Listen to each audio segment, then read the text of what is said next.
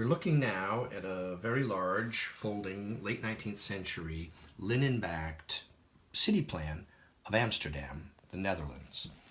It was published in Amsterdam by Seyfarts, and it's dated below the bottom neat line, 1895.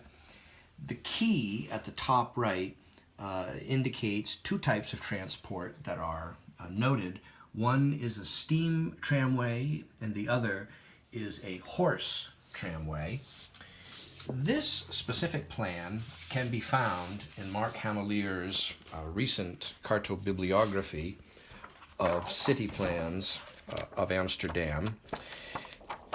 It's a profusely illustrated book. It's really splendid to browse through. And this plan right here is actually published in several different editions, the first being 1888. There's a second of 1893. Then our example is the fifth edition of 1895.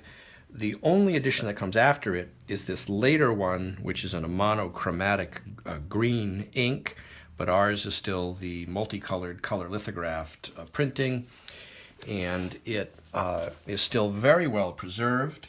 It folds up nicely as issued, like so. I think it goes like this.